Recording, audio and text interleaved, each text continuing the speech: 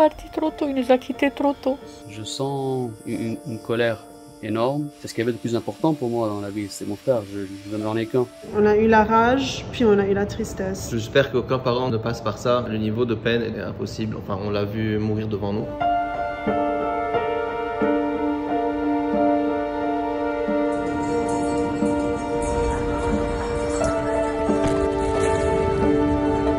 Un an plus tard, la rage a augmenté. C'est un droit commun d'avoir la justice. C'est notre droit, c'est le droit de ma fille, c'est le droit de victime, c'est le droit des Libanais. Je l'ai protégé durant 31 ans.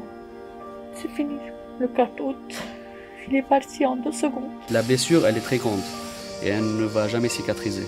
Mais au moins connaître, savoir pourquoi Cyril est mort. Ce crime ne peut pas rester impuni.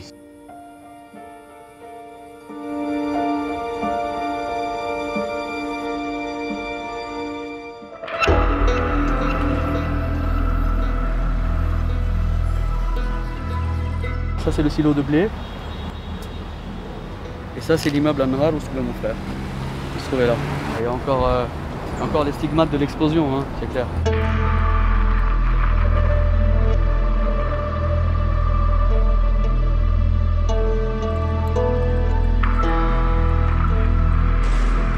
Mon frère, il devait être sur les vitres, en fait, en train de voir ce qui s'est passé. Et à ce moment-là, qu'il y a eu la deuxième détonation, la deuxième grosse explosion, et qu'il a été projeté vers l'arrière à cause du souffle. On a su qu'il est mort à cause d'une hémorragie cérébrale.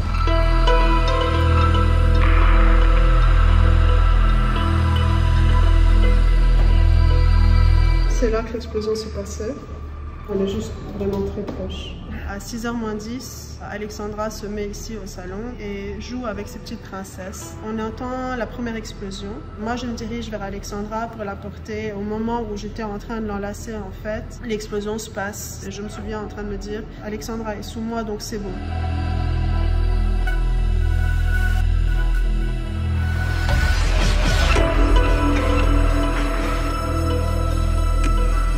Comme tout était dévasté, on a mis peut-être au final 1h30 pour arriver à l'hôpital. Elle aurait peut-être pu être sauvée.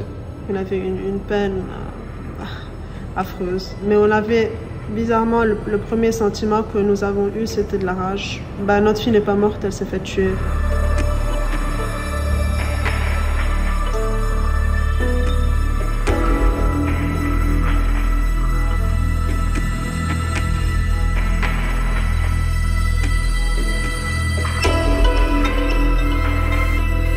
Cimetière de Cyril.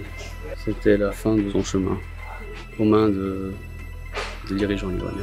On ne peut pas déposer cette matière explosive dans des zones où il y a des habitations qui sont assez proches. D'ailleurs, le président de la République lui-même a confessé, il a dit qu'il a reçu une lettre indiquant qu'il y a du nitrate d'ammonium qui se trouve au port et qu'il y avait un risque sur Beyrouth. Il savait, c'est pas un accident.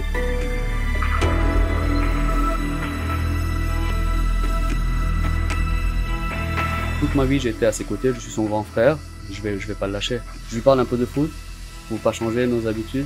Je le taquine souvent, donc je continue, et puis je lui dis à la semaine prochaine. Il vit dans mon cœur, brisé. Je viens rester avec lui, il soit présent partout avec nous tout le temps.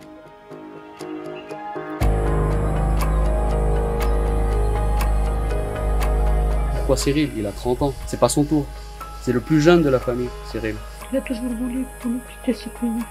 Pourquoi il est rentré? Pourquoi? Son crime, c'était qu'il avait décidé de rentrer parce qu'il a fait ses études en France. Et ça, il lui a coûté la vie.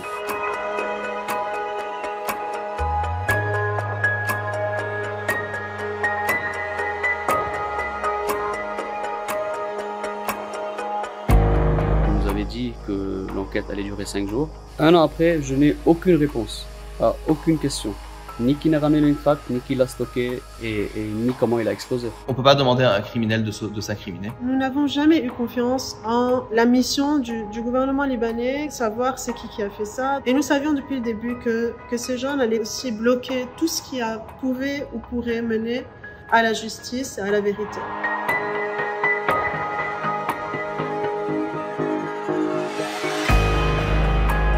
On demande une résolution du Conseil des droits de l'homme des Nations Unies pour former une mission d'enquête indépendante. Nous essayons avec Tracy aussi de poursuivre au Canada parce qu'Alexandra était canadienne.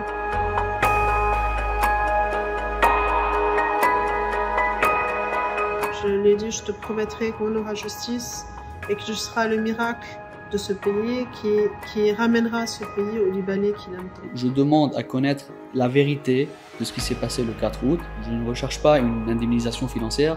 Pour moi, mon frère n'a pas de prix. L'idée, c'est qu'il y ait justice, c'est qu'il y ait des gens qui rentrent en tôle. L'idée, c'est de ne pas laisser un crime aussi important impuni.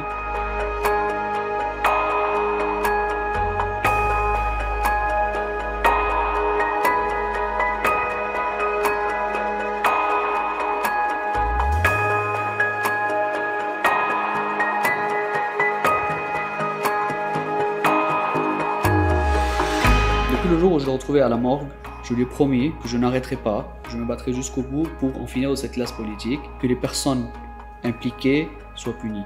La justice et la vérité n'enlèveront pas la tristesse qu'on ressent. Mais si nous arrivons à mettre ces criminels derrière le barreau et à récupérer notre pays, rien ne vaut la mort de ma fille et des autres victimes.